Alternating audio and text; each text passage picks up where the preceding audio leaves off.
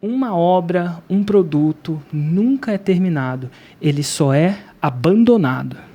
A gente só abandona ele. Porque não tem fim. A perfeição nunca vai chegar. Então, se você buscar muito a perfeição e demorar para entrar em campo, o que vai acontecer? Você não vai entrar em campo nunca ou vai tardar muito para entrar em campo.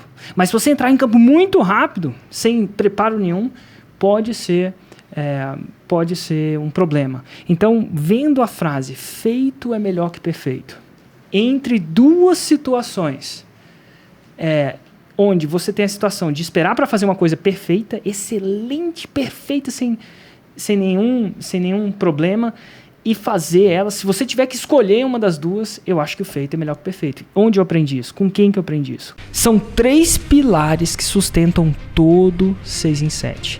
Lista, lançamento e produto. Aqui nesse podcast eu vou te mostrar onde deve estar o seu foco. Porque quando você foca naquilo que você tem controle, os resultados vêm no longo prazo. Porque o fato é o seguinte, a dor passa, mas o 6 em 7 fica.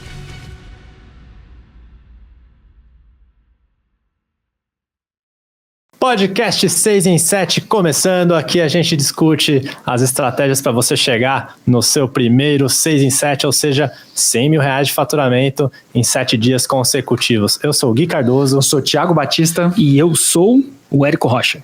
E o tema de hoje é decisões difíceis do campo de batalha do lançamento.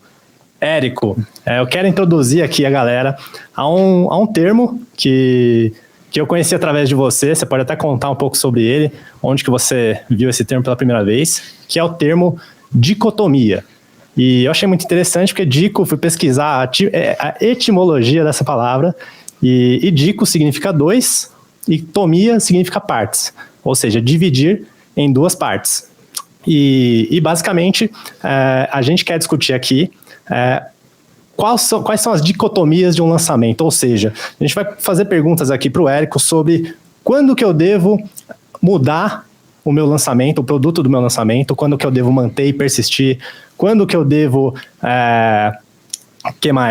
quando que é ok adiar um lançamento, quando que eu devo colocar mais energia num conteúdo, quando que eu devo colocar mais energia no próprio lançamento em si. Então vão rolar perguntas bem interessantes aqui. E Érico, eu quero começar fazendo uma pergunta em relação a uma frase que você costuma falar bastante, que é o feito é melhor que perfeito.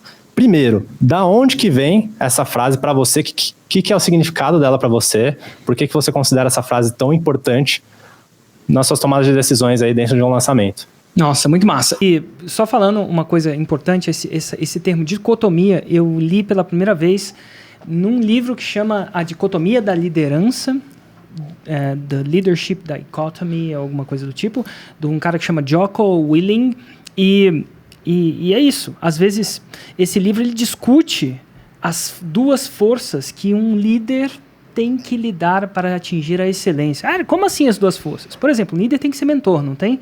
Mas até quando você mentora e quando você demite? Quando é? Será que se você simplesmente, a pessoa não faz nada certo, você já demite de uma vez? Isso não é tão bom. Mas se você mentorar demais uma pessoa que não está ali trilhando aquela jornada que onde você quer levar, talvez seja ruim. Ele fala isso no Campo de Batalha, nesse livro, inclusive, excelente livro. Até quando você tem que mentorar um soldado, ou até quando aquele soldado, não é melhor você como líder demitir aquele soldado porque ele está botando em risco o resto? Campo de batalha real, né? Campo de batalha literal. Então, literal. O livro é fantástico e o livro advoca, o livro defende uma tese que os grandes líderes são aqueles que conseguem gerenciar 2 forças opostas. 2 forças opostas. Por exemplo, mentorar versus demitir é uma, né?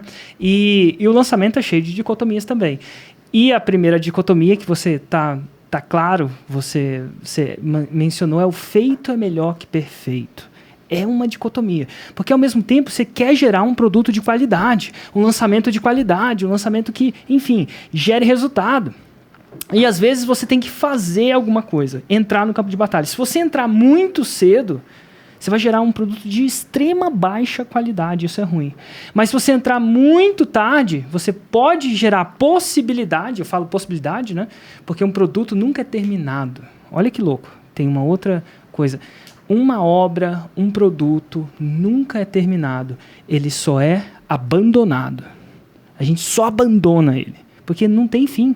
A perfeição nunca vai chegar. Então, se você buscar muito a perfeição e demorar para entrar em campo, o que vai acontecer? Você não vai entrar em campo nunca ou vai tardar muito para entrar em campo. Mas se você entrar em campo muito rápido, sem preparo nenhum, pode ser um problema. Então, vendo a frase, feito é melhor que perfeito, entre duas situações, onde você tem a situação de esperar para fazer uma coisa perfeita, excelente, perfeita, sem nenhum problema, e fazer ela. Se você tiver que escolher uma das duas, eu acho que o feito é melhor que o perfeito. Onde eu aprendi isso? Com quem que eu aprendi isso? Com uma treinadora de cães e lançadora, chama Susan Garrett. Ela faz lançamentos faixa preta, isso é, no nível de mais de 2 milhões por ano.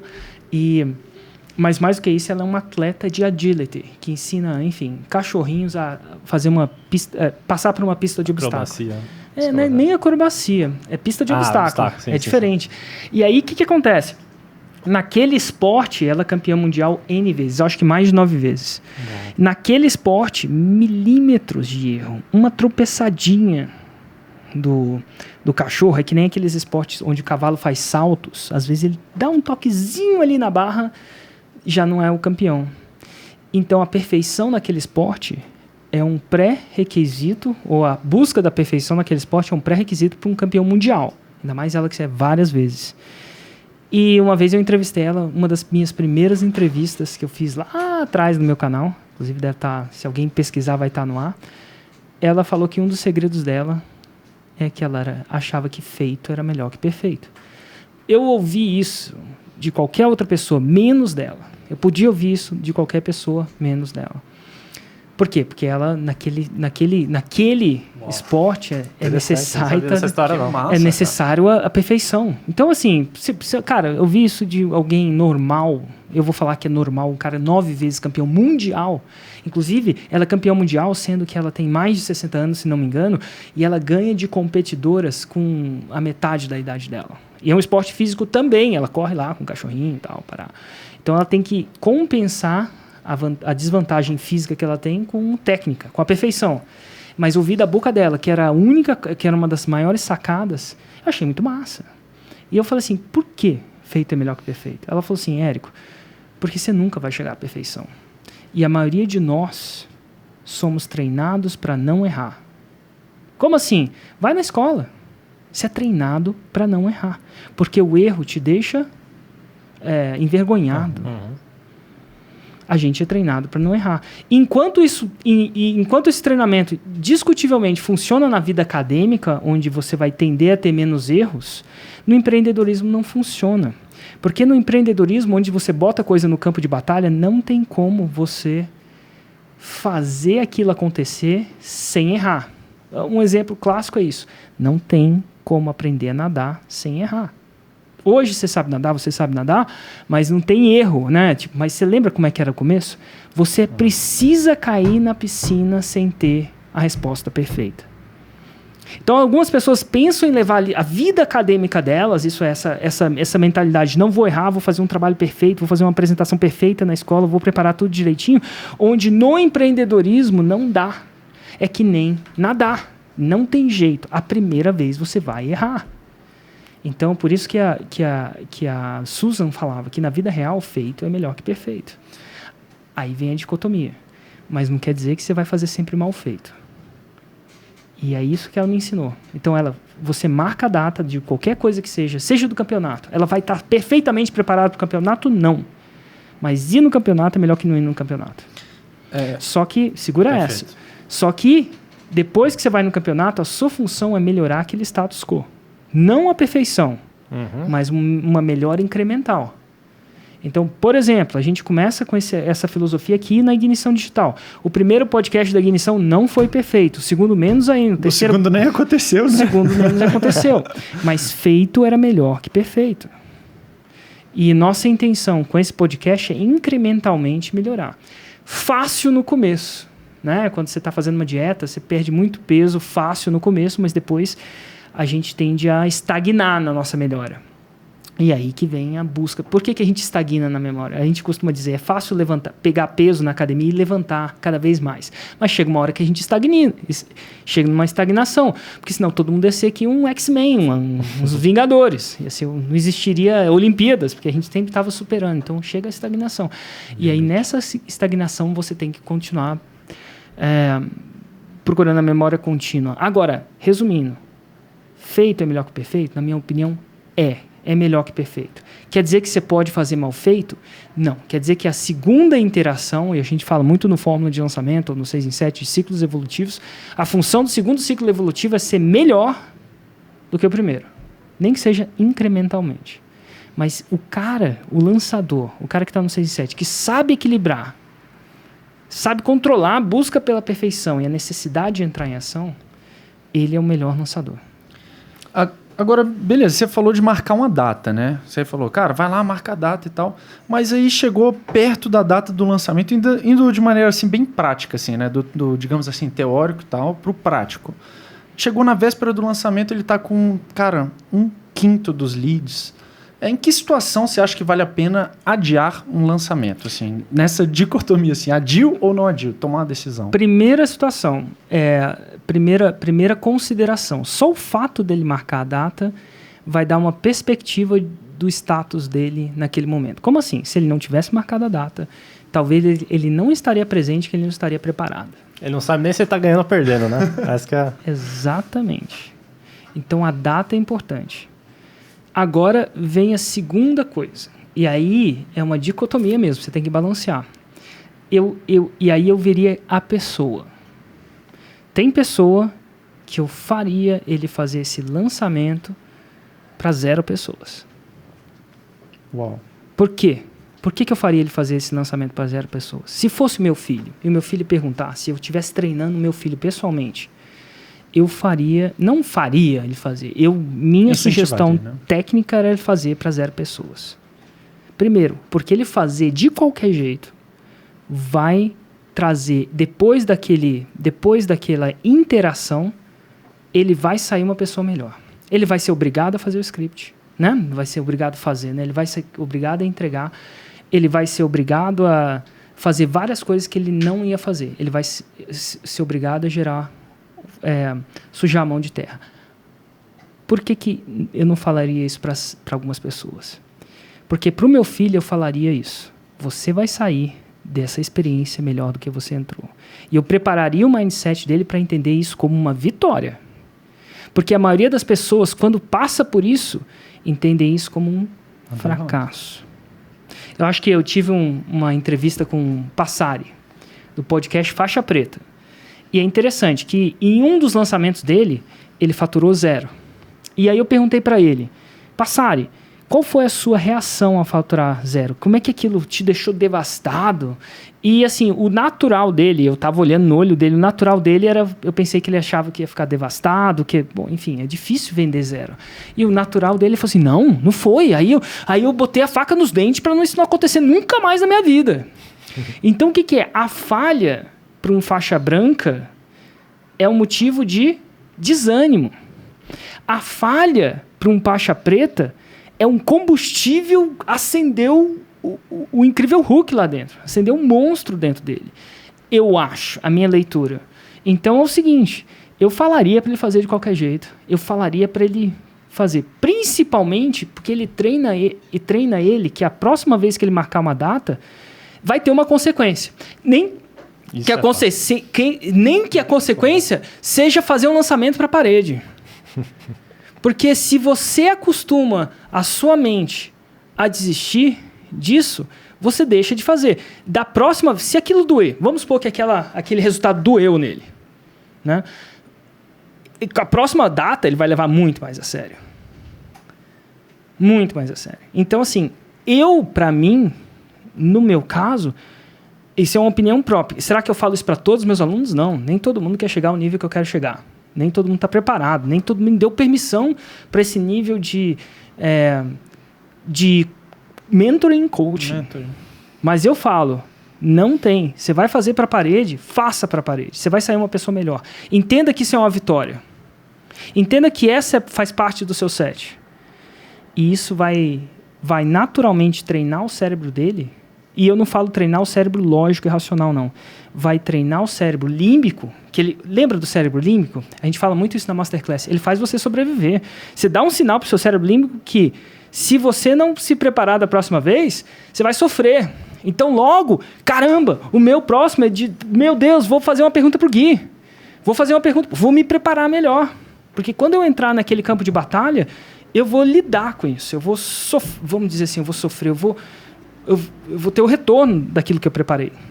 Vai ter consequência, né? Vou ter a consequência. E o mercado é implacável, é rápido e implacável, né, cara? A gente bota uma coisa, na semana seguinte a gente faz um lançamento de semente e a gente tem um resultado pois ali, né? É, cara, tem um resultado ali e massa do resultado é que você tá pedindo dinheiro pra galera. Ninguém tá ali, olha, parabéns, o seu lançamento foi ótimo. Não, foi ótimo, cadê o cartão? Ah, diferente. E falando em lançamento, cara, vamos colocar uma situação que, vamos lá, marquei a data, fui aos trancos e barrancos, fiz... Cara, não vendi no primeiro dia, não vendi no segundo, não vendi no terceiro e, cara, ainda faltam uns 3 dias para fechar o carrinho e eu já tô pensando no próximo. Cara, acho que eu vou já desistir desse. Como que você pensa, como que você estaria nessa situação? Assim? Você já teve nessa situação? Já, inclusive, gravei o vídeo que chama Como Virar o Jogo. Eu estava dentro dessa situação e eu não sabia porque o lançamento não estava faturando, ou não estava faturando tão bem quanto eu imaginava. E eu lembro que eu mandei uma mensagem pro meu grupo de mastermind, que eu tenho um grupo de mastermind lá fora, né? Eu participo de um, eu falei, galera, não é possível, eu fiz tudo certinho, tá tudo certo.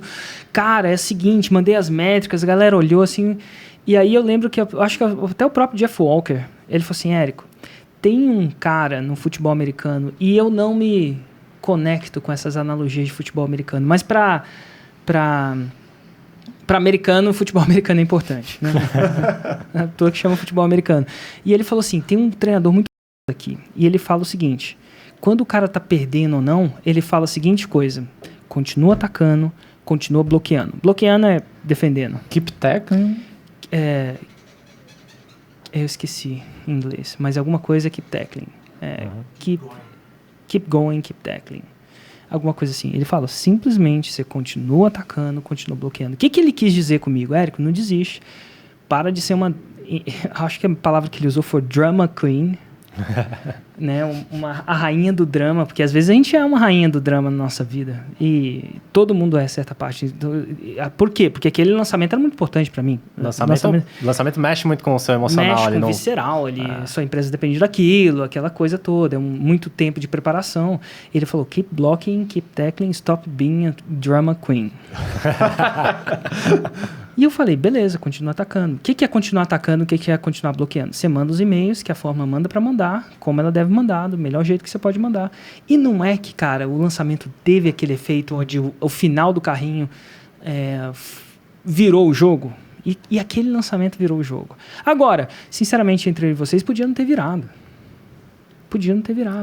Mas continua atacando, continua bloqueando. Continua atacando, continua bloqueando. E eu levo isso para tudo na minha vida. Às vezes, eu estou numa situação onde... Cara, nas coisas mais simples. Estou meditando, por exemplo. Vou falar que eu vou meditar... Hoje eu fui meditar 20 minutos. Né? Estou nesse processo. No meio do negócio, estava ruim o processo. Enfim, estou lidando com algumas coisas que eu não queria estar lidando hoje. E não estava indo bem. Entendeu? Não tava aquela experiência zen que as pessoas acham que tava uma batalha ali mental, parecia uma loucura. Não tinha dormido muito bem, aquela coisa toda. E aí teve uma hora eu falei assim, não, vou parar. Isso, do jeito que tá, não tá me ajudando. Eu falei assim, não funciona assim. Eu falei que ia fazer 20 minutos. Continua atacando, continua bloqueando. E no final foi a melhor meditação que eu fiz na minha vida? Não. Mas eu fiz. E feito. Melhor que perfeito, cara. Boa, uau. Muito bom, Érico. Mas assim, continuando essa questão do feito é melhor que perfeito. Uhum. E no caso de alguém que, por exemplo, já tem uma marca, está começando ali no mundo digital, tem uma credibilidade a guardar, a zelar, exatamente. E por algum motivo está mais receoso de soltar uma coisa que não está tão bonita. O que você tem a dizer para esse tipo de perfil? Desiste. Não, é sério.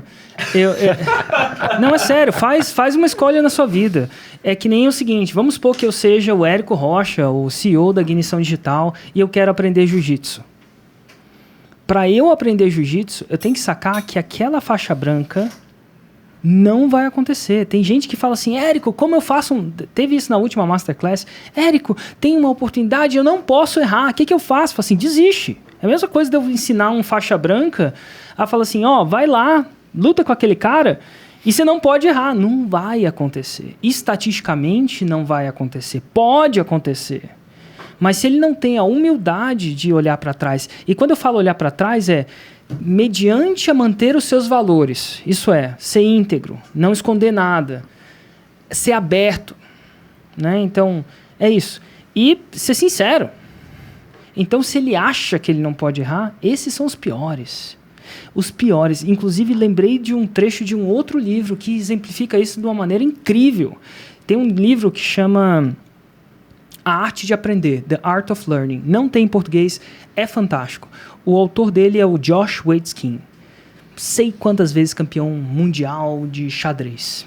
E a grande sacada dele é que ele foi campeão mundial de xadrez, muitas vezes, né? que é um processo complicado, né? Imagina ser um campeão mundial de xadrez, imagina o processo cognitivo disso.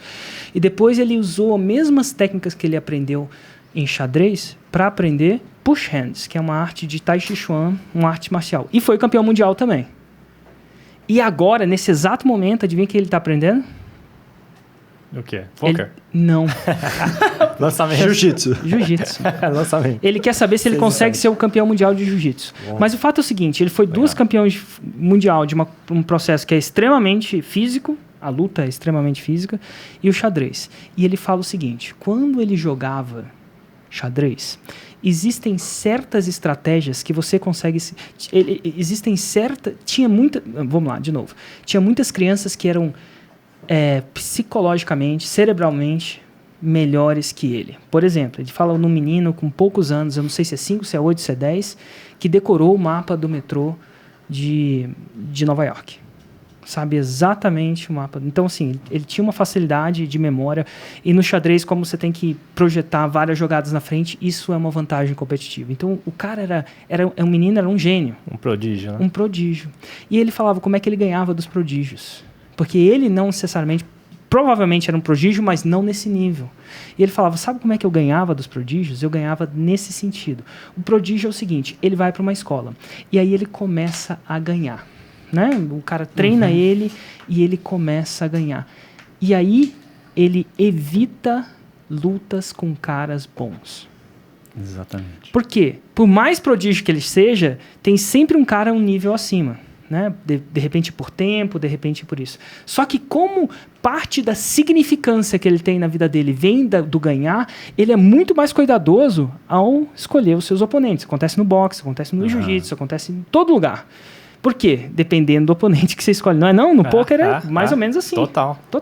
E aí, o que acontece?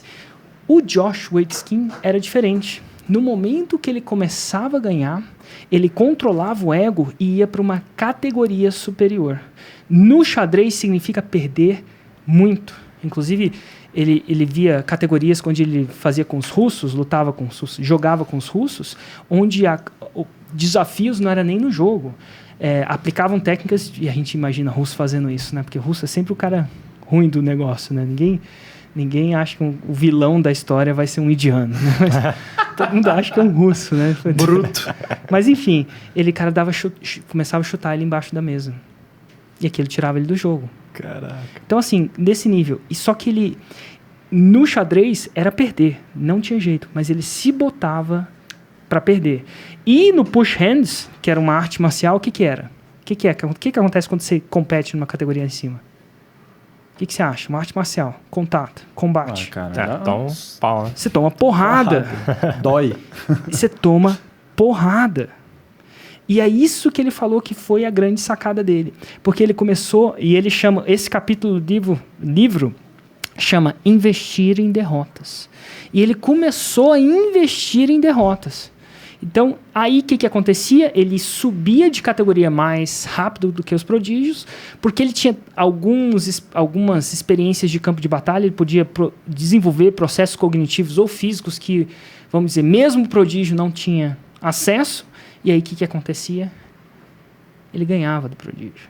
Exatamente. E aí o que acontecia? No longo prazo ele ganhava. Então essa pessoa que quer voltar e que não quer ser perfeito, não adianta. Não adianta. Você tem que botar o seu ego em xeque e saber que no marketing digital, em lançamentos, você vai ser um faixa branca. Ponto. Se você não está preparado, sem negociar os seus valores, a ser um faixa branca, não entra no jogo. É ruim. Você está com a mentalidade errada. Cara, e esse livro é muito bom mesmo. Eu lembro de outro exemplo que ele dá em relação a um guitarrista. Que, cara, quantidade de horas importa. Só que também, além da quantidade de horas, é como você pratica essas horas. Que é bem o que o Érico falou de buscar níveis de complexidade maior e ter um feedback de alguém mais... de um mestre, né? Total. Enfim. Um outro livro... a gente tá cheio de livros hoje aqui. Hoje é o dia do livro. Um outro livro que tem uma ideia parecida aí com essa questão de derrotas, chama Dilema da Inovação, que ele fala como que as grandes empresas começam a quebrar porque elas só atendem o que os principais clientes delas estão querendo, e aí na prática elas não estão investindo em pequenos mercados, né, em startups, por exemplo, né, coisa que muita startup faz, começa pequeno num nicho que vai crescendo, porque os clientes atuais dela não querem aquilo. Então fica uma zona de desconforto. Total. Que ela vai investir, vai ganhar pouco, às vezes até perder, se arriscar, enquanto ela só pode estar focando na mesma coisa. Se você pegar a Blockbuster, é um caso disso. Blockbuster, Kodak... E tipo, o mercado de streaming, na época, era muito menor do que o mercado de locadoras. E aí ele só ficava investindo, locadora. Então, ó, resumindo... Quer fazer o 6 em 7? Quer chegar à faixa marrom? Bota o seu ego em xeque. Deixa o seu ego na garagem. Joga ele na privada e dá descarga. Ou então sai do jogo. Não adianta... Eu acabei de voltar de uma aula de jiu-jitsu. Eu falei que a aula de jiu-jitsu te deixa mais humilde. Essa foi boa. Me deixa mais humilde. Como é que eu vou chegar lá? É uma arte eficiente? Discutivelmente sim. Mas como é que eu vou chegar lá e esperar... Ah, não, porque eu sou o CEO da Ignição Digital, você, por isso, tem que me respeitar, eu vou esperar. Olha que louco. Imagina eu esperar ter um movimento perfeito. Não funciona. A vida real não é assim, empreendedorismo não é assim. Talvez um teste seja. Talvez um teste você consiga estudar, discutivelmente, talvez você tenha até um nível. Na vida acadêmica, talvez seja assim. Pelo menos até certo ponto é. No empreendedorismo não é, no digital não é mesmo. Então, primeira coisa é ser orgulhoso de ter a faixa branca. É orgulho de ter a faixa branca. Porque se você não tivesse aquele orgulho, não vai sobreviver no processo. Eu acho que o mundo vai te deixar humilde. Muito bom. Cara, muito bom. Eu não sei se vocês estão curtindo aí, ó, mas eu tô curtindo pra caramba. E se você tiver alguma dúvida, posta aí, né, Gui? E, cara, eu acho muito legal isso, porque feito melhor que perfeito pra gente aqui não é uma ideia nova. Mas eu já tive sacadas interessantes a partir de saber que veio do caso aí da Susan, né? Que é contra-intuitivo total. Eu acho que reforça ainda mais a ideia, né? Vai mais a fundo ainda nessa ideia. Pessoal, se estiver fazendo sentido para vocês o que a gente falou até aqui, coloca aí a hashtag feita melhor que perfeito aí nos comentários. Érico, continuando. Certo. E no caso de eu ter um produto, por exemplo, se eu tenho um produto que é para o consumidor final, no caso aí da Susan, que é para o cara que quer treinar seu próprio cachorro e ela vende esse produto, por exemplo. E eu estou lançando ali, não está dando muito certo, às vezes faz uma venda, às vezes faz duas, e estou com dificuldade de crescer. E aí eu decido mudar. De repente, em vez de ensinar o cachorro, ensinar o adestrador. A ter mais adestradores, por exemplo. Em vez de consumidor final, ensinar o profissional. Quando que você considera que fazer uma mudança assim, de produto, como nesse exemplo, pode ser uma mudança inteligente ou uma mudança que desistiu cedo demais? Certo. Olha, na maioria das vezes, eu acho que quanto mais experiência de jogo você tem, melhor você vai estar em tomar essa decisão. Por exemplo, eu fazer essa decisão para a pessoa, eu tenho maior chance de acertar do que ela mesma. Por quê?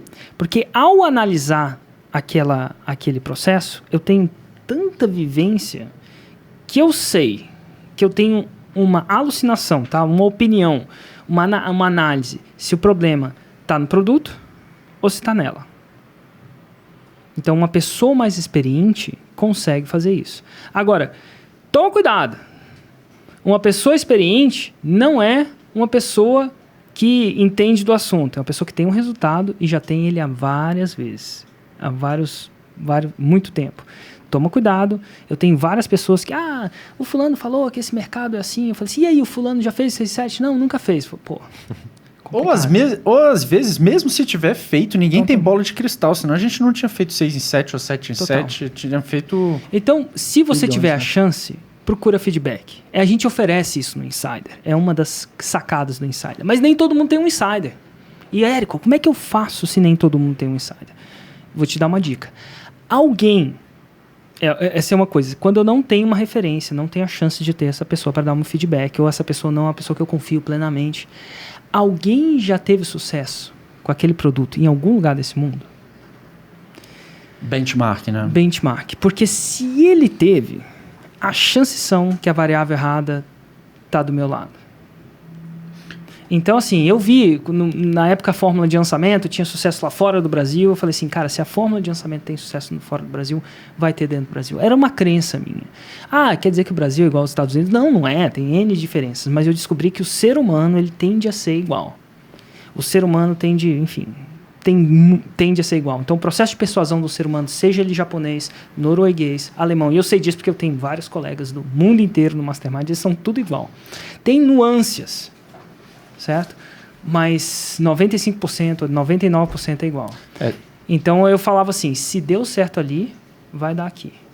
É o tipo, se ele fez, eu vou fazer. Era a segunda coisa. Você pergunta se alguém já teve sucesso nisso. É um segundo indício. Se ele já teve sucesso, não tem nada que justifique ou não. Érico, mas não tem uma referência. Ninguém nunca teve sucesso.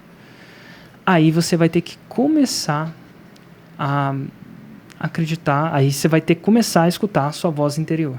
Você não tem acesso a feedback, não tem acesso a referência, é mais complicado. Aí você vai ter que começar a usar o seu instinto, que na maioria das vezes não vai ser muito bom. Não, mas só complementando. E você acha que nesse caso, da pessoa decidindo mudar, ela vai com tudo ou ela meio que vai meio a meio? Testa um lançamento de semente, depois se não for bom ele volta? Bom, enfim, aí cada caso é um caso. Nesse caso da pessoa não ter muitas vendas, ter pouquíssimas vendas ou não ter deslanchado. Eu acho que é o seguinte, quando a pessoa tem pouquíssimas vendas, o problema não é o lançamento. Nunca é o lançamento. Olha, Érico, peraí. Se ela teve pouquíssimas vendas, o problema nunca é o lançamento. Aí agora a gente vai entrar na parte técnica de lançamentos, né? Quais são os fundamentos do lançamento? Criação de audiência, lista. A coisa mais importante do mundo é a lista. Audiência e a lista. Se eu tiver uma lista, e eu aprendi isso com Beto Altenhofen, né? Que é outro sobrenomezinho difícil. Mas o cara é foda. Ele aprendeu isso com o Mark Ford, se não me engano, que deve ter aprendido com outro cara. Se você tiver uma lista, um relacionamento e um lançamento, desculpe a palavra, segura aí, vai rolar um palavrão, e um lançamento, você vende. Se você tiver um lançamento e uma lista, eu não vou falar palavrão de novo não, já chega. Eu prometi pra minha esposa que eu ia falar menos palavrão. Se você tiver um lançamento, uma lista, vamos lá, se você tivesse um lançamento e uma lista fraca, você não vende. Vou te dar um exemplo, se você tiver um produto de churrasco e a sua lista está cheia de vegano, não adianta. Não vende. É uma aberração se alguém comprar. Então, o que eu quero dizer? Se tem poucas vendas, geralmente, e agora a gente está entrando muito na tecnicalidade, poucas vendas é um sinal de fumaça de um trabalho de lista fraco. ou em quantidade ou em qualidade. E um trabalho de lista fraco, ou em quantidade ou qualidade, e quando eu falo fraco, não no sentido de denegrir alguém, mas no sentido de o skill não tá, tem que ser melhorado. Tá? Faixa branca não é fraco, ele só é uma pessoa num processo no começo. Então, quando você tem um trabalho de conteúdo, então, para essa pessoa que não vendeu, tá? Não vendi nada, Érico, antes dela mudar de produto. Antes disso, eu dou uma olhada na seguinte coisa, no conteúdo que ela posta gratuitamente. E aí eu vejo, primeiro eu vou analisar a frequência. Ela posta 2 raízes e 7 Nutellas. Se ela não... É possível fazer 6 em 7, 7 em 7 sem 2 raízes e 7 Nutellas? Claro. Sim, é possível. Mas estatisticamente você está se botando numa situação... Estatisticamente você está se botando numa situação de fraqueza. Se você faz os 2 raízes e os 7 Nutellas, a sua chance probabilística de acertar, mesmo que o lançamento não seja bom, é maior. Então você está fazendo um bom trabalho de base. Então, agora, de quem é o controle de fazer 2 raízes e 7 Nutellas? É só da pessoa. É só da pessoa. Só a pessoa pode fazer. Ela tem que sentar a bunda na cadeira e fazer. Botar o ego dela de novo do lado e fazer. É só dela. Eu não estou falando nem da qualidade. Porque é o seguinte, lembra? A gente tem que ser... frequente. Antes de... Excelente. Eu vi isso do Jerônimo, que deve ter ouvido de outra pessoa. Então, primeiro é isso. Eu checo o quê? A frequência dela. No quesito o quê? Lista, que é o quesito da base da pirâmide do lançamento. Eu checo isso. Se ela não está sendo frequente, e frequência é controle total da pessoa. Eu posso ir para aula de jiu-jitsu e ser um droga lá dentro. Mas eu fui. Primeiro eu trabalho a frequência. Eu estava indo 2 vezes por semana, hoje eu fechei de ir na 3ª vez. Estou trabalhando o quê? Frequência. Só tomo porrada lá. Eu não estou nem trabalhando na excelência. Quando a minha frequência estiver forte, eu vou trabalhar o quê? Excelência. Então eu vou perguntar para ela, o conteúdo dela, ela está postando 2 raízes e 7 Nutellas? Não, não está. Opa, a responsabilidade de quem? 100% dela. Não é nem do mercado, não tem nada a ver com viralidade, não tem nada a ver com dinheiro em si. É só ela sentar na cadeira e fazer. Tudo bem. E eu estou sendo um pouco mais enérgico para isso, porque eu acho que, assim, é realmente a responsabilidade dela. Agora, imagina que ela esteja fazendo isso. E Gui, se ela estiver fazendo 2 raízes e 7 Nutellas, e ela ainda não teve venda lá no lançamento, eu quero ver se... A segunda coisa que eu olharia é se aquele conteúdo raiz e Nutella está em alinhamento com as pessoas que ele está lançando. Por exemplo, ela pode fazer 2 raízes, eu vou exagerar, ela pode fazer 2 raízes e 7 Nutellas num produto de churrasco. E ela vai lá e vende um produto para vegano. Não funciona, não está em alinhamento. E claro que aqui é uma coisa clássica, mas eu estou perguntando, está em alinhamento? E por muitas vezes parece que está, mas não está. Por exemplo, por muito tempo eu comecei a publicar só conteúdo de mindset, nada de errado com isso, mas só de mindset, menos de marketing digital. E eu atraí as pessoas que estavam interessadas em quê? Mindset. Inclusive os concurseiros. E o concurseiro é um cara que não está interessado, na maioria deles, em empreender. A parada dele é outra. Ele gasta 12 horas por dia estudando para passar em quê? Concurso é o anti-empreendedorismo. Claro que tem sempre uma pessoa que quer fazer as 2 coisas, está tudo certo. Mas eu atraía muitos dele. Não adianta eu querer vender a fórmula para ele. Não é um produto para ele. Então, o que acontece? Havia um desalinhamento entre o meu raiz Nutella daquilo que eu estava vendendo. E tinha likes, tinha views pra caramba, comentários. Tinha like, tinha view. Mas aí agora, por exemplo, 90% do nosso conteúdo é on point. O Desconstruindo é só... Pô, Desconstruindo de ontem foi como construir meu e-mail. Inclusive saiu um Desconstruindo... Ficou muito bom, cara. Se você tá me assistindo e não viu o Desconstruindo de ontem, que saiu episódio 2, né? Com o e-mail de 2,6 milhões de reais, assista. Mas enfim, sobre escrever um e-mail, não tem nada de mindset ali. Então o que eu quero dizer é, aí eu olho para a pessoa e vejo, peraí, a frequência tá certa? Primeira coisa que eu olho, o cara tá indo com a frequência certa? Beleza. Segunda coisa que eu olho, alinhamento entre a audiência. Se essas duas tiverem certas, aí sim eu vou olhar o lançamento. E é o seguinte, se essas duas estiverem certas, ele está fazendo pouca venda, ele tem que estar xingando o pai do cliente. Ele tem que estar fazendo uma aberração muito grande. Porque tá tudo tão certo antes, a base está tão boa, entendeu? Então, a maioria das vezes não tem nada a ver com o mercado, não tem nada a ver com o produto. Tem a ver com que ele não teve a humildade de fazer a coisa na frequência certa e com o mínimo de alinhamento. E às vezes você está desalinhado com aquela mensagem, como eu imagino que tenha sido o seu caso no ProLeilões, né? Fala mais sobre isso. Você, pivotou. Você saiu do mercado de leilão de imóvel e foi para o mercado de marketing digital. Você, Eu saí do mercado de leilão de imóvel, né? E quem não sabe da minha história em leilão de imóvel, é só ver o primeiro podcast que eu falo como é que eu comecei. A verdade, eu saí daquele mercado porque eu não arrematava mais. E eu, apesar de poder falar muito de arrematação, né? Por ter arrematado, existe uma coisa que chama síndrome do impostor. Eu não queria ser um impostor. Eu não queria ensinar sobre leilão de imóveis se eu não estava mais praticando leilão de imóveis. Mas por que você não estava mais? Engraçado. Me apaixonei por outra coisa. E acontece na nossa vida amorosa. Algumas pessoas trocam de namorado, outras pessoas trocam de marido e mulher, se apaixona por alguém em alguma outra coisa. Eu me apaixonei por uma outra área. E começou devagar. Certo? Começou com o Hugo tocando o ProLeilões e eu comecei a tocar o marketing digital. Mas eu vi que o que fazia o meu coração cantar era o marketing digital, porque as histórias eram massa e tal. E chegou uma hora que eu falei assim, Hugo, é melhor a gente focar em uma coisa só, ser excelente em uma coisa só, do que mediano em várias coisas. Passou a ser um custo de oportunidade. Passou a ser um custo de oportunidade. E a gente trocou. E aí, para ter um custo de oportunidade, a gente parou de arrematar.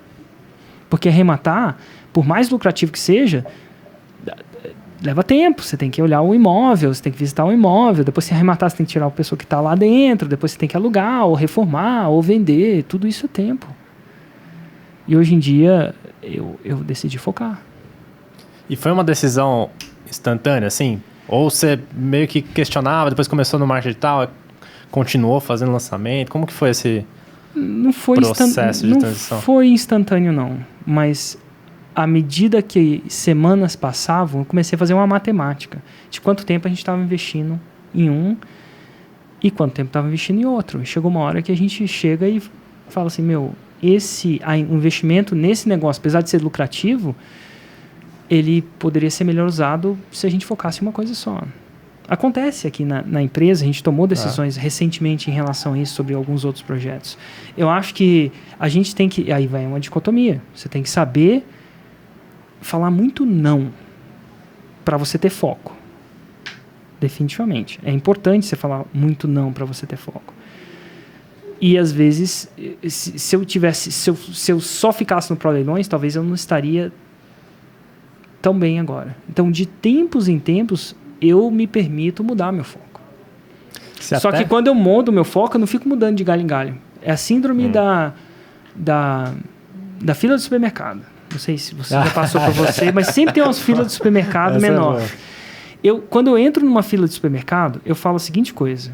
Eu tô na fila e parece que aquela tá indo bem. Eu falo o seguinte, eu vou mudar, mas eu mudo só uma vez. Depois da segunda mudança, eu vou até o final. Eu tenho essa regra para mim, mesmo que eu me dê errado. Porque antigamente eu mudava para uma, aí a outra começava a andar, eu mudava para outra e eu ficava naquela parada que não era ideal. Então, quando eu mudo, eu penso bem, eu posso mudar? Sim, eu posso mudar. É possível? Sim, é possível. Eu tenho essa flexibilidade? Sim, eu me dou essa flexibilidade. Mas quando eu mudo, eu vou até o fim. Então, eu não fico mudando tão... O que é ir até o fim no nosso mercado? É pelo menos 18 meses. Antes de 18 meses, seu conteúdo não amadurece. Sua reputação não amadurece. Mas assim, antes de você casar com uma ideia, você pode namorar várias. Se você estiver num processo de namorar, você pode namorar várias. E falando em namorar, cara, não, a Karina Adorno... Você tá namorando a Karina, cara? Você vai pegar mal, Maíra. Maíra e Isabela estão me esperando em casa. Não, mas Karina... Falando em namorar, Karina Adorno mandou uma pergunta que é bem nessa linha que você acabou de responder. Eu tô aquecendo um público para um lançamento semente que ainda tá rolando e surgiu uma oportunidade de um lançamento relâmpago em outro nicho. Minha decisão tá muito difícil. O que você faria, Érico Rocha? Cara, eu não tenho informação suficiente para fazer essa decisão. Deve ter muito mais em jogo. Por exemplo, qual que é o jogo de longo prazo dela? Não sei qual que é o jogo de longo prazo. Quanto dinheiro ela tem em caixa? Faz diferença. Porque se você está sem dinheiro em caixa, você precisa fazer um relâmpago já. Dinheiro no nosso negócio é igual oxigênio. Né? Se você está sem, é bom você dar uma respirada. Ganha prioridade sobre tudo. Agora, se você tem oxigênio bastante, você pode, enfim, fazer algumas coisas mais interessantes. Então, não tem uma resposta certa. Essa é a típica coisa. Por isso que quando chega no Fórmula, eu evito de responder uma pergunta. Porque eu tenho que pegar um pouco mais de detalhe para dar uma resposta mais assertiva. Mais assertiva. Mas de maneira genérica, dá para falar para a pessoa focar no longo prazo desde que sobreviva. Desde que sobreviva. Aquele raciocínio. Boa. É o seguinte, pede para ela colocar os prós e contras de cada decisão e ver qual que ela acredita que vai ser melhor no longo prazo. Às vezes, no curto prazo, uma decisão de curto prazo... Por exemplo, uma decisão que vai afetar a sua sobrevivência, ela está servindo o seu longo prazo. Definitivamente. Então, meio que você não está indo para a esquerda ou para a direita, você está reforçando já a sua ideia de longo prazo. Só que desde que sobreviva. Mas, nesse caso, eu faria, cara, vou dar a opinião pessoal aqui, cara. Eu iria fazer um lançamento relâmpago, porque o custo de fazer um relâmpago é muito baixo, sacou? O lançamento semente está em andamento. Eu ia fazer um lançamento relâmpago, sacou? E ver o resultado dele. A gente consegue ver rápido, né? Um 4-day cash machine. Mas eu tô começando o lançamento semana que vem. É um lançamento. Você botaria um lançamento relâmpago nessa semana? Afeta, né? O seu próximo lançamento? Afeta. Não, mas são nichos diferentes. São dois negócios diferentes. São listas diferentes? Eu entendi que são negócios diferentes. Por isso que vai...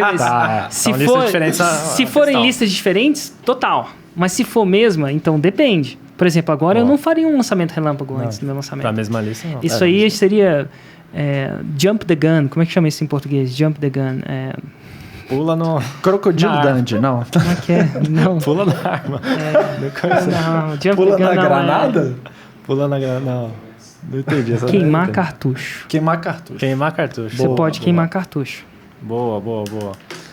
Continuando aqui, Érico, mais uma pergunta em relação a método de venda. Certo. Porque lançamento, querendo ou não, é um método de venda, né? Sim. É a questão de você abrir carrinho, fechar, abrir as vendas, né? E fechar durante um espaço curto de tempo e depois permanecer um tempo significativo com o carrinho fechado, né? Certo. Ou pelo menos aquela oportunidade específica fechada. E assim, quando você acha, Érico, que é melhor o meu produto ser vendido em formato de lançamento, que eu abro e fecho o carrinho, ou no formato que eu deixo as vendas correndo? Por exemplo, no formato de lançamento, você abre e fecha a turma. No ClickPages, se eu quiser ir lá comprar agora, eu consigo comprar. Como que você decide entre um e o outro? O que você leva em consideração? Qual que é a dicotomia aí dessa decisão? Em teoria, depende do seu grau de habilidade nas duas artes. Existem duas artes diferentes. A arte de lançar e a arte de vender num funil perpétuo. São duas artes, são duas disciplinas, que nem futebol e basquete. Ou futebol de grama, futebol de salão. Não chega nem a ser futebol de grama. Eu acho que futebol é basquete. É bem diferente. Então, aí que a gente... Há divergências. Não, é que nem o karatê e o kung fu. São artes diferentes. As duas têm o objetivo comum de você ser superior em combate, né? Numa situação de combate, você ser superior, né? Acabar com o inimigo, alguma coisa do tipo. Só que a metodologia, apesar de parecer igual, é muito diferente. O que você pode fazer no kung fu, você não deve fazer no karatê. O jiu-jitsu o que você deve fazer no jiu-jitsu, que é cair no chão, um karateca vai evitar aquilo. Não é uma coisa desejada, né? E aí depende de quão proficiente você é. E você está falando com uma pessoa que é extremamente proficiente, né? Então dediquei muito tempo à arte de lançar. E é muito louco, né? Porque por muito tempo, lá nos 1980, se você perguntasse para um cara de Kung Fu, ele falava assim, não, minha arte é fantástica. Tinha os vídeos do Bruce Lee, o Bruce Lee é boladão. E aí você pegava um cara de karatê, ele falava a mesma coisa. Aí você pegava um cara de E o UFC foi a primeira vez que botou as duas coisas no campo de batalha. E naquele primeiro ficou claro que no primeiros dois o jiu-jitsu era superior. Né, pelo menos nos primeiros dois. Hoje em dia é uma combinação disso, a coisa evolveu. Mas eu acredito que se botasse o Bruce Lee ou o Zen lá do Kung Fu num ringue de UFC hoje, ele ia levar ele ia perder. Ele tinha uma vantagem competitiva muito diferente. Só que é o seguinte, então o que eu quero dizer? Para mim, sabendo quem eu sou, eu vou sempre performar melhor num lançamento do que num perpétuo. Conhecendo o meu jogo, sim. Quer dizer que lançamento é melhor que perpétuo? Não sei. Para mim, é pelo meu nível de skill na coisa.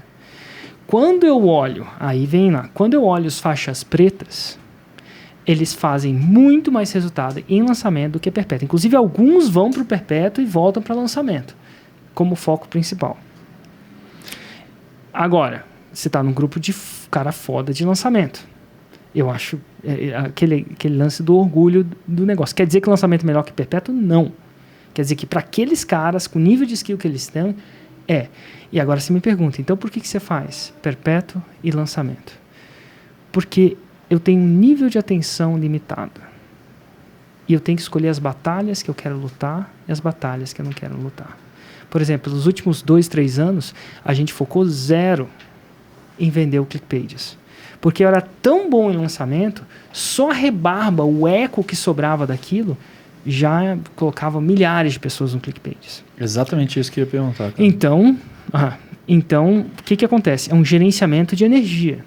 Você tem que saber gerenciar a sua energia, porque você não tem força ilimitada. Numa guerra, você não tem recursos ilimitados. Numa luta, você não tem recursos ilimitados. Ninguém tem recursos ilimitados. A gente também não. Então, a gente chega e decide as batalhas que a gente quer lutar. E a batalha do Pages foi uma batalha que a gente não lutou. Então, ele está lá, aquilo ali é só o eco daquilo que eu faço. E é muito bom o eco dele. Agora, a partir desse ano, e a gente está começando a lidar com isso, a gente vai lutar essa batalha de uma maneira diferente. Então, o Hugo vai encabeçar isso. É um projeto que a gente quer. Então, a gente vai lutar conscientemente essa batalha. E, depois de lutar essa batalha, e depois de alguns anos nessa batalha, eu vou poder te dizer com mais legitimidade. Mas eu respeito categoricamente a galera do funil. Fantásticos, caras. Eu não sei se lançamento é melhor. Eu sei que, para mim, é porque eu sou bom nisso. Mas o Hugo vai começar a jogar o jogo do perpétuo e a gente vai ter perspectiva. Mas eu não jogo ele bem. Eu simplesmente o ClickPage estava em ponto morto. Só o eco dele. Mas talvez para fazer 6 em 7, se fosse para vamos supor, você não tem conhecimento nem de perpétuo, nem de fórmula. Cara, eu acredito que lançamento é mais fácil de você fazer os 6 em 7. Sem dúvida. Definitivamente, porque a arte, né, de lançar tem aquela período de acumular. Uma coisa é você correr uma maratona, outra coisa é você correr um sprint. Né? São 2 atletas diferentes. 2 técnicas diferentes, 2 treinamentos. O que é melhor, maratona ou sprint? Não sei. Boa. São modelos diferentes, né? São esportes diferentes. E em relação, Érico, a método, isso é um método de venda, né? Mas e o método de cobrança? Entre você fazer um produto que a pessoa paga uma vez só, como é o Fórmula, versus você fazer um produto que a pessoa paga ou mensalmente, como que é o ClickPages, ou anualmente, que tem também no ClickPages, tem do Insider e do Platinum. Como você toma essa decisão? Por que, por exemplo, o Insider é anual e o Fórmula é um pagamento único? Como foi essa decisão? Porque eu olho o produto em si, eu olho para o produto em si primeiro. Eu não tento...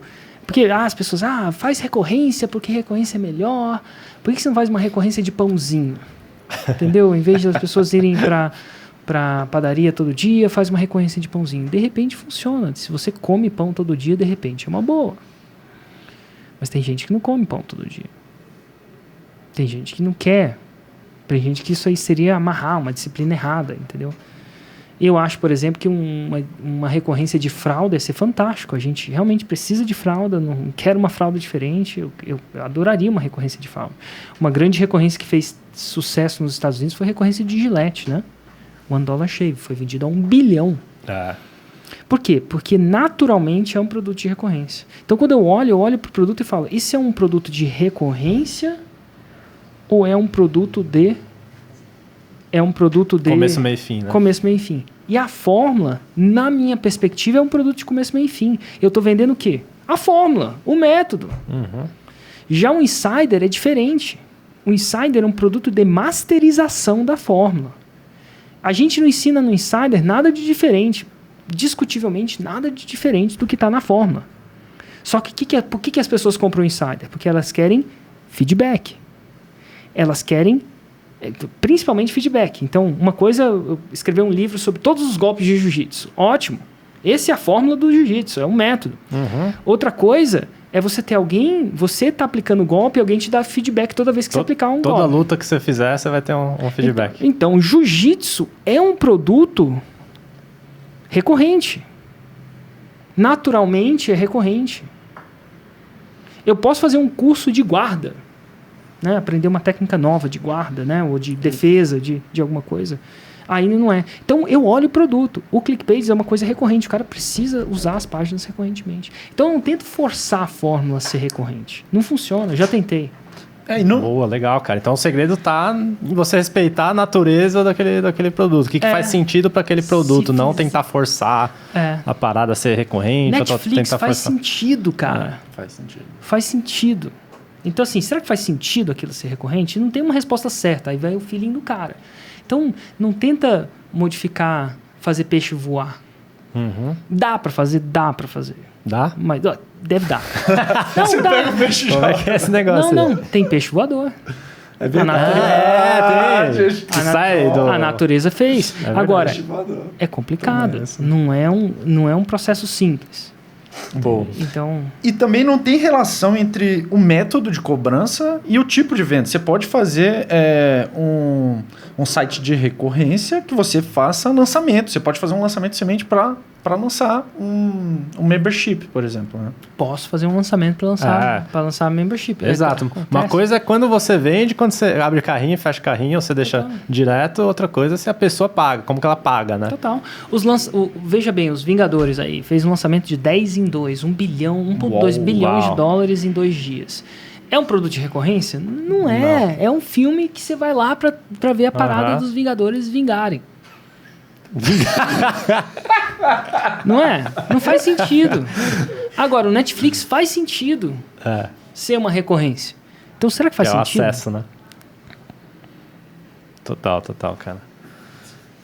Boa. Érico, cara, você já falou algumas vezes aqui sobre quando ir do lançamento de semente para o lançamento interno, que é, fazer uma venda. Agora, no caso da pessoa, cara, eu já faço esse produto, já sei do avatar, já faço online há 10 anos, já entendo da oferta. Nesse caso, você falaria para o cara, vai para o interno direto ou, cara, mandaria fazer o semente?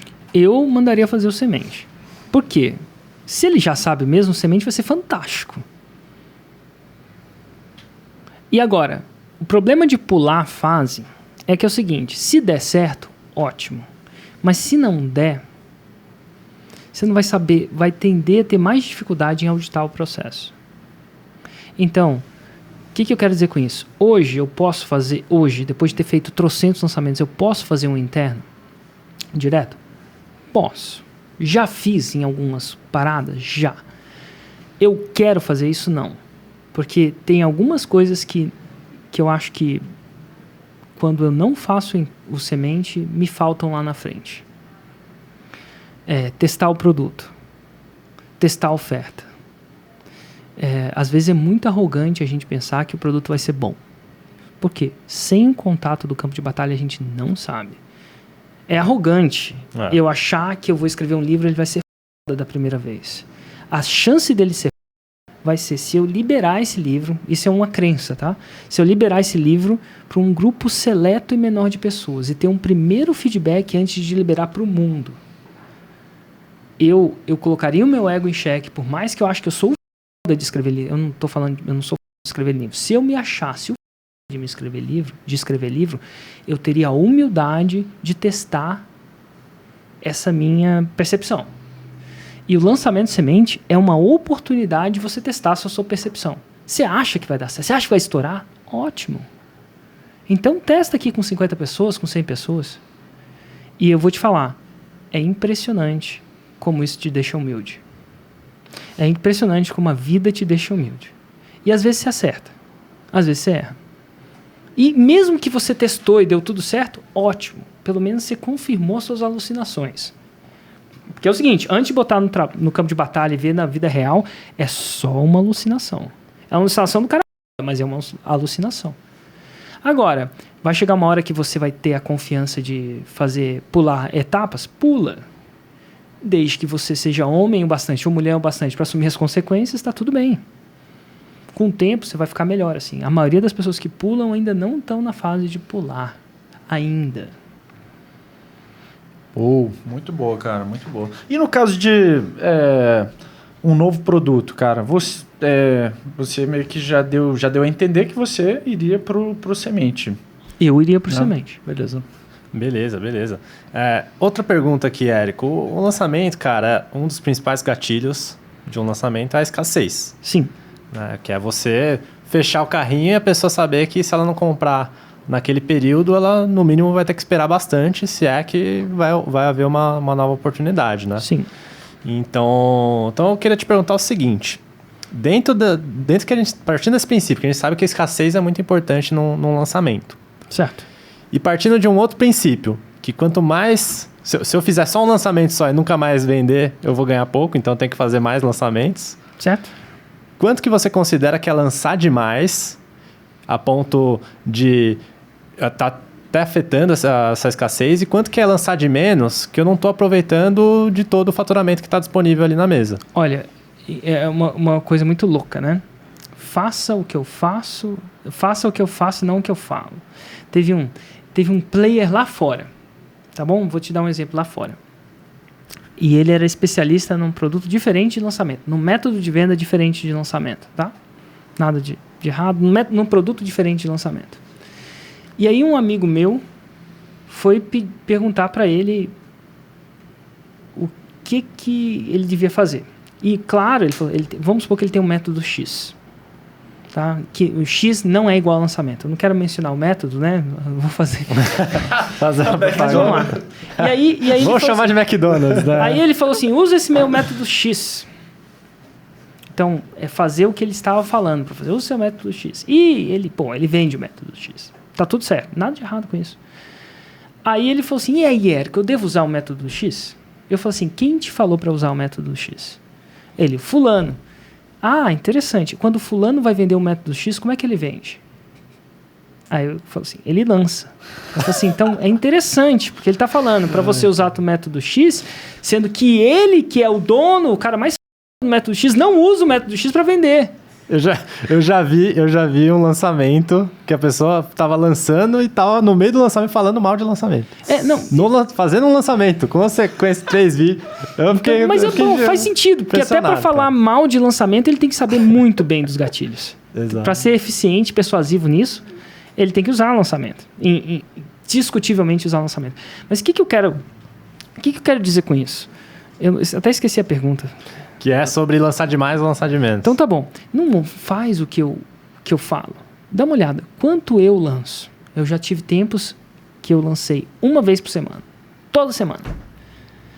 Era lançar demais. Eu descobri que era lançar demais. Inclusive funcionou nos primeiros 12 meses. Depois não funcionou mais. Então foi lançar demais. Né? Não funcionar mais foi o quê? Você começou a enxergar... Começou a decair. Caída no Discutivelmente, uma analogia é que nem treinar e fazer em inglês chama overtraining, que é você treinar mais do que você deve. Então, eu posso treinar uma determinada arte e até certo ponto onde eu treinar, eu vou ficar bom. Mas chega uma hora que você treina, que seu corpo fica tão cansado que sua performance cai. Você já teve Você, O Thiago eu sei que não tá tendo. Eu sei que o Thiago que não tá tendo, né, esse Thiago? problema. O Thiago tá treinando de menos, né, Thiago? Que isso, cara. Ficou pai agora. Não, mas tá tudo bem. Ele é pai. Você tá competindo. Overtraining não é um problema da sua vida agora. Então tá bom. Uma vez por semana foi overlaunch. Overlaunch. E duas vezes por ano? 2 vezes por ano foi underlaunching. Lançar menos do que eu deveria. Hoje em dia eu lanço 6 a 7 vezes por ano. Então tem um espaço, eu acho que o espaço óptimo é você lançar a cada 1 mês e meio, 2. Que aí também envolve o tempo para dar esse período de escassez e também o tempo de operação também, né? Eu tive dois dos meus maiores lançamentos. Então, assim, esse tempo... Antigamente eu achava que se eu lançasse 2 vezes por ano, a escassez...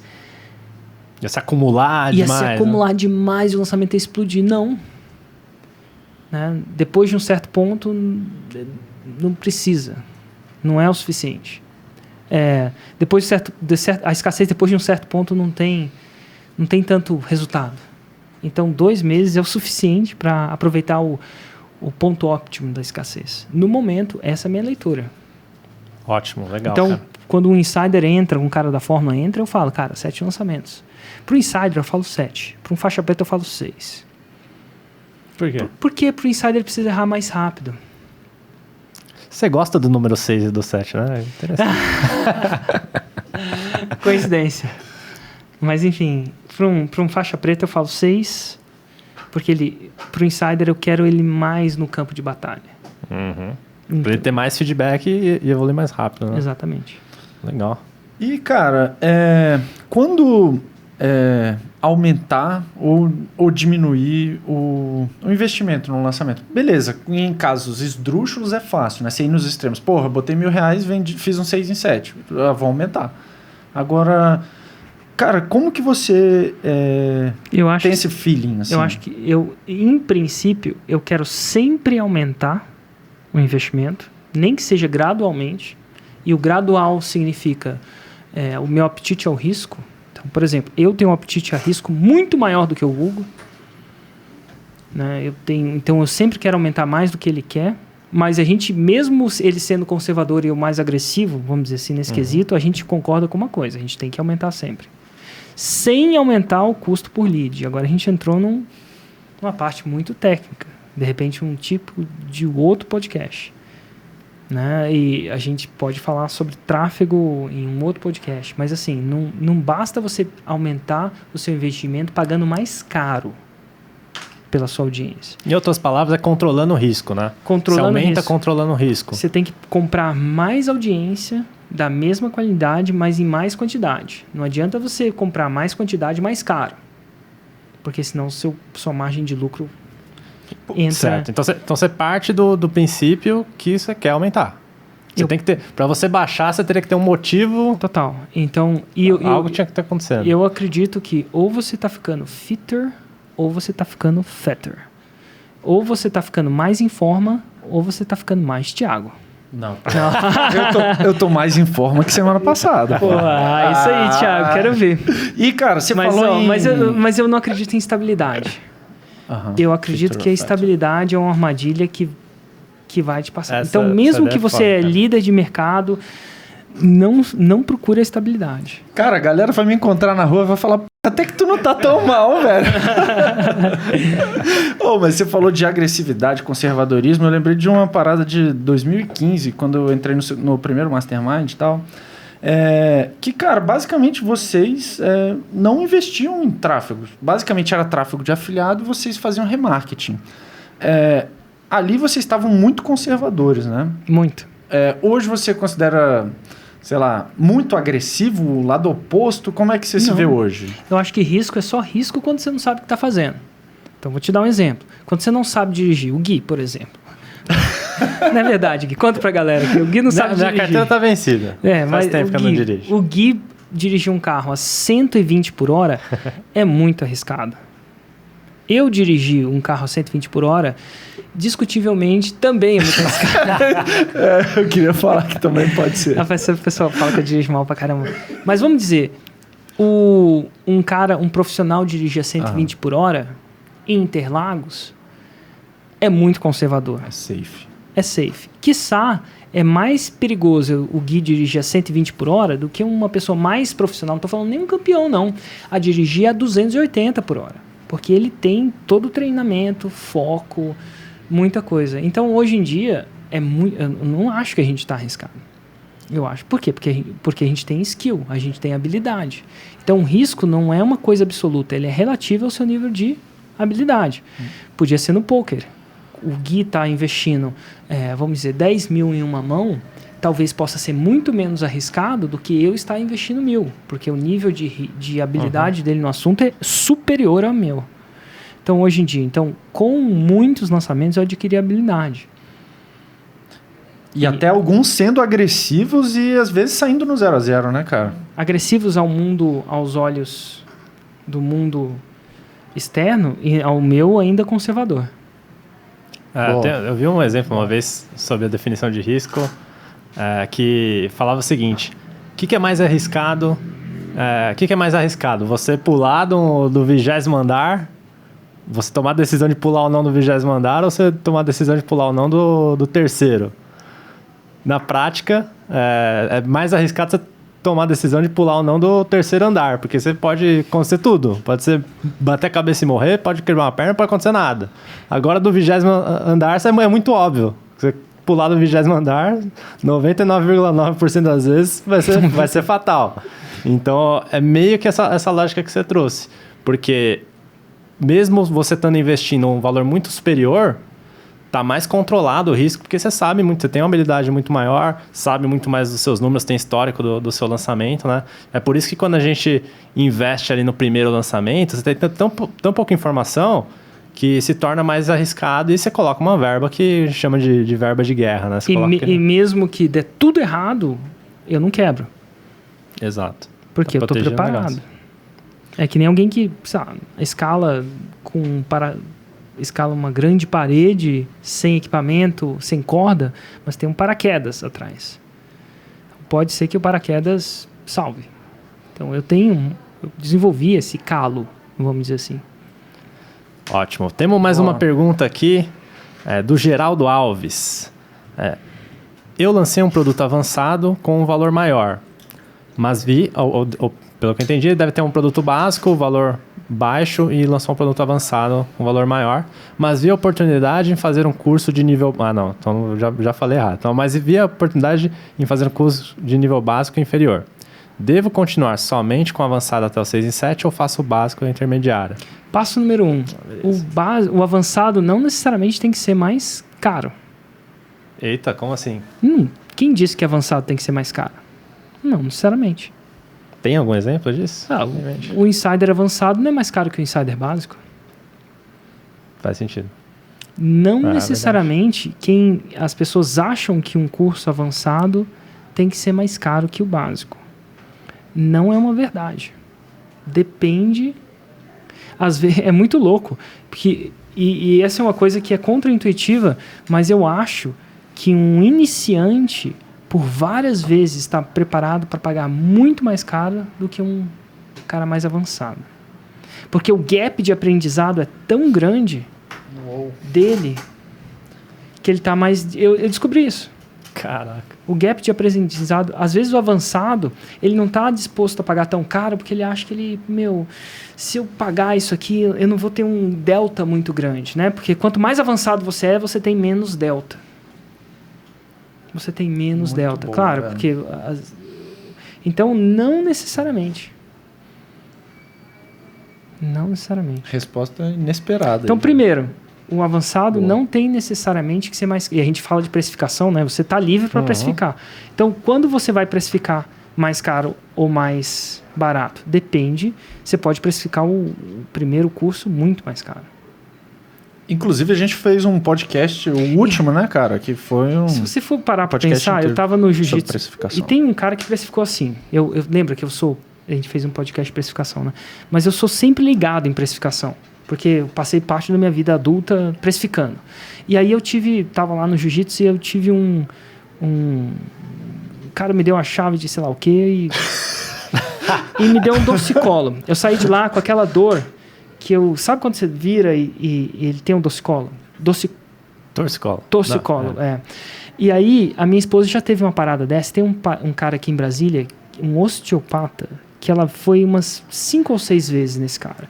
E ela fala maravilhas. Ela falou assim, Érico, o dia que você tiver qualquer dor, esse cara vai resolver. Ele tipo, faz uma parada igual o Sr. Miyagi lá, e e você tá bem. E eu falei assim, meu, que massa. E eu tava com aquele torcicolo, eu falei assim, pô, quer saber de uma coisa? Pra que eu vou esperar 2, 3 dias pra essa parada resolver? Ah, cara, eu vou lá e vou resolver essa parada. Liguei pra Ju e fui marcar uma consulta com o cara. E é interessante, eu falei assim, quanto que é a consulta? Eu não vou falar quanto que era, mas vamos supor que fosse, sei lá, R$500. Tá? Então ele falou assim, a primeira é R$500.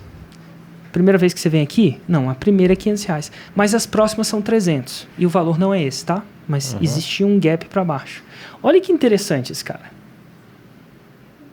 A primeira é R$500 e as próximas... Por que ele faria? Em teoria, ele tinha que fazer o contrário, né? Então, assim, nem sempre é assim. Outro exemplo muito interessante disso, onde a primeira interação é cara pra caramba e as outras são mais baratas, é o próprio... Eu não vou falar o nome da ferramenta, mas tem uma ferramenta de marketing que o cara te cobra. Para você entrar na ferramenta é $2.000. Vamos chamar de McDonald's. Vamos chamar de McDonald's, né? Mas enfim, quem não viu, hashtag vamos chamar de McDonald's. Mas enfim, vamos supor que eles fazem uma barreira de entrada muito grande. Mas por que eles fazem essa barreira de entrada? Porque uma vez que o cara está dentro, ele vai tender a ficar mais para não perder o investimento inicial. Então, assim, fazer um curso pode ser, se for parte da sua estratégia, você pode fazer o avançado mais caro. Mas não necessariamente é uma verdade. De repente, você devia ter aumentado o preço do iniciante. Mas ele tem no avançado rolando. Ele deveria fazer o básico antes de chegar no 6 em 7 com o avançado? Fala de novo? Fala só a pergunta de novo? A pergunta foi no sentido do seguinte. Ele tem já o avançado rodando, mas ele não chegou no 6 em 7 ainda. Certo. E ele tem a oportunidade de lançar um produto básico. Ele pode. É no mesmo nicho? Se for para o mesmo nicho e mesma audiência, ele pode testar. Alternar. Mesmo antes de chegar no 6 em 7. Pode testar. Aí vem tino, né? Eu tinha que ver. Tino meu feeling em relação ao negócio. Sim, pode. É possível. Mas se ele não chegou ao 6 em 7 antes, vamos lá. O problema, na maioria das vezes, não está onde? No produto. Pode estar no lançamento, mas as chances são que se eu pudesse... Auditar, né, o conteúdo. Se eu pudesse apostar aqui. Vamos fazer uma aposta aqui? Se você tiver afim, a gente pode fazer a aposta agora ao vivo. Realmente, tá valendo R$100. Vou botar na mesa, Gri. Eu quero ver se você tá. Depende da aposta. Vamos ver. R$100, ó. R$100.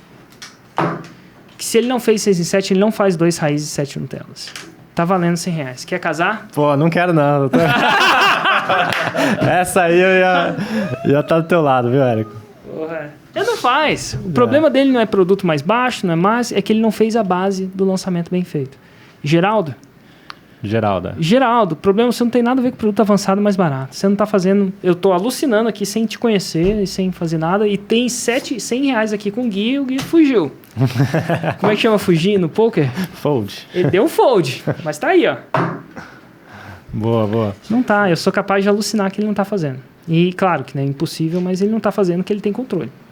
Eu sou a favor, Geraldo, de você continuar nesse produto até chegar no 6 e 7. Acho que o custo de oportunidade de você se dividir em dois projetos ao mesmo tempo, em termos de faturamento, acho que é pior. Sem conhecer ele, se eu pudesse... De uma forma geral, né? De uma forma geral, sem conhecer. Talvez eu criaria algumas exceções, mas de uma forma geral Por quê? Porque ele não dominou o processo. Não tem nada a ver com o produto, não tem nada a ver. E eu já falei a primeira coisa que ele deixou de fazer. Coloca essa energia que você ia estar colocando em construir esse novo produto em lista, em conteúdo, em deixar a base mais sólida, né? Exatamente. Boa. Érico, vamos aqui para a última pergunta e a gente vai mudar um pouco a linha dessa última pergunta, que é o seguinte. Tem uma frase que você adora repetir. A gente está falando muito de negócio, muito de negócio. Tem uma frase que você adora repetir, que é: nenhum sucesso nenhum fracasso na saúde, como é que é? Nenhum sucesso no empreendedorismo. É o típico frase que você não... No ao vivo acontecem essas coisas. Nenhum sucesso no empreendedorismo justifica um fracasso na saúde. Exatamente. Né, Tiagão? É, Thiagão. Tô bem, cara. Tô fitter. Olhando da semana passada para essa. E essa é uma frase, eu acho sensacional. E eu vejo na prática como que você leva isso a sério. Por exemplo, achei impressionante na própria semana que rolou o encontro do Platinum, o encontro do Insider, que são dias que você fica o dia inteiro ali se doando para aqueles grupos. É intenso, né? Você fica várias horas falando e tudo mais. Várias horas em pé, né? Em pé. Então, assim, são dias muito intensos, não só fisicamente, mas também mentalmente. E mesmo assim, você tomou a decisão de ir no CrossFit, participar de uma competição, né? O Open, né? Participar do Open, mesmo estando em um momento tão importante ali da parte do empreendedorismo. E ao mesmo tempo, eu já vi casos aqui na Ignição que às vezes rolou alguma reunião a mais ou algo que se estendeu e você acabou não indo naquele dia no CrossFit. Como que você lida com essa dicotomia de decidir entre favorecer o empreendedorismo, favorecer o CrossFit? Que acontece esses dois casos aí. Como que você toma esse tipo de decisão no seu dia a dia? Eu tenho muito cuidado com a exceção. Tenho o poder da exceção. Fiz um vídeo, eu acho que é o vídeo que o cavalo passa atrás. Muito bom, mano. Eu acho que é o vídeo que o cavalo passa atrás. Posso estar errado. E nesse vídeo, eu estava na fazenda quando eu fiz esse vídeo. Na época eu fazia. E eu falo o seguinte, eu tenho um respeito profundo pela exceção. A exceção, ela cria um movimento. E um movimento, na minha opinião, muito poderoso. Por exemplo, eu estou indo para o Rio agora. Eu vou fazer uma série de 3 masterclasses lá dentro. Eu sei que eu não quero, apesar de ter todas as desculpas do mundo, abrir uma exceção para 2 coisas no Rio. Eu quero treinar CrossFit 3 vezes. Eu quero treinar Jiu-Jitsu 3 vezes. Por quê? Porque eu estou trabalhando em quê? Frequência. No Jiu-Jitsu eu estou trabalhando em frequência. No Cross eu estou trabalhando em excelência. Mas eu sei que se eu não treinar semana que vem, a minha excelência... Eu não preciso nem estar treinando mais com um cara excelente lá, não. Mas a minha excelência, na outra semana, vai sofrer. Se você fica uma semana sem fazer Cross, você sente na outra semana. Então, e no Jiu-Jitsu eu estou trabalhando só frequência. E é o seguinte, todo movimento, a direção que eu tomo, ela começa numa exceção. Gente, quando a gente sai de uma dieta, quando é que a gente sai? Começa numa pequena exceção. Quando a gente sai para de fazer exercício, né, Thiago? Como é que começou? Não, como é que começou? Quando você parou? Cara, eu sei que você já voltou, mas como é que foi? Foi uma... Não, foi basicamente... não fui. Simplesmente não fui. E aí, numa terça-feira, a Maíra chegou e pediu uma pizza Domino's. Eu me lembro muito bem. Que vem em dobro. E aí foi, cara. Então é o seguinte, o problema da exceção é não respeitá-la. Eu respeito ela. Então, a vez que eu fui no CrossFit durante o Insider, e mesmo sabendo que era fisicamente, eu fui competir, inclusive. Isso é mais complicado ainda. Mas eu fui porque eu acreditava que eu conseguia fazer as 2 coisas. Não ia ser conveniente, mas eu comprometi. Quando eu deixei de ir no CrossFit na Ignição, várias vezes, eu deixei porque o meu julgamento acreditava que tinha um problema muito maior. Então, foi um custo, eu não deixei de ir no CrossFit naquele dia na Ignição. A minha psicologia aqui na Ignição não era uma psicologia, não vou porque não é conveniente agora. No Insider é conveniência, é um processo físico. É mais conveniente eu estar mais descansado. É conveniência. Na Ignição, daquelas vezes que você foi, o meu julgamento, certo ou errado, eu acreditava que tinha uma consequência maior. E, na maioria das vezes, uma consequência na equipe e nas pessoas. E eu fiz uma judgment call. Eu falei assim, eu não vou. Só que eu sabia o seguinte, uma vez que eu tinha colocado aquela rachadura na minha janela, eu tinha talvez 1 ou 2 dias para recuperar forte aquela rachadura. Arrumar rápido, né? Arrumar rápido. É que nem um alcoólatra botar um copo de cerveja. É uma rachadura no processo. Então, se ele lida com aquele copo de cerveja como, é um copo de cerveja, não é nada. Perigoso. Mas se ele lida com aquilo como, aquele é um começo de um processo que na minha vida é perigoso, ele pode voltar. Não quer dizer que, eu não sei, tá? Mas eu só tô falando. Então, quando eu vou usar essa carta, eu sei onde eu tô entrando. Tem consciência, né? Não é uma... Ou vamos dizer assim, na maioria das vezes eu acho que eu sei onde está entrando. E aí que vem o perigo da carta. O perigo da carta é, hoje dá. Quando eu não devidamente respeito a exceção. Tipo, a gente tinha que gravar um podcast hoje às 10 da manhã. Aconteceu uma coisa muito ruim na minha vida, não muito ruim, um desafio muito ruim para eu ter que mudar isso. Mas até... Que horas que vocês ficaram sabendo que eu ia mudar o podcast? Foi ontem à noite, né? Ontem à noite. À noite. Por que à noite? Porque até aquele segundo eu estava lutando para não fazer isso. E foi uma luta, acredite ou não. E por que eu mudei? Porque a consequência em algumas pessoas que não eram só minha era muito grande e eu não queria pagar o preço. E nesse caso era uma coisa familiar. E, gente, nada precisa ficar alucinando o que acontecia, não. Mas, enfim, eu sou pai, sou tudo isso, então a gente tem que lidar com o que a gente tem que lidar. Mas até aquele momento... Esse processo já estava desenvolvendo, sei lá, ao longo do dia. Mas até aquele momento, eu tentei segurar. Sabendo disso, uma hora que eu sabia que eu ia voltar, eu mandei uma mensagem para a Karina e falei assim, cara, remarca para quando? Eu não sei, o mais rápido possível. Por quê? Porque aquela exceção era perigosa para manter a consistência desse podcast semanalmente. Sensacional. A gente finaliza aqui o episódio número 007. Uau, hein? Do podcast 6 em 7. Número cabalístico. 7, cara. E a gente vai disponibilizar a gravação aqui mesmo no YouTube, no Spotify, Deezer, iTunes, SoundCloud. Entra lá, se inscreve. Então você tem todas essas possibilidades aí para consumir esse conteúdo que tá foda. Assista também o Desconstruindo, que é a série Raiz. E em breve também vai ter a gravação do podcast Faixa Preta, da entrevista do Érico com o Passari. Total. A gente fica por aqui. Eu sou o Gui Cardoso. Sou o Thiago Batista. E eu sou o Érico Rocha. Tchau, tchau, gente. Tchau. Valeu.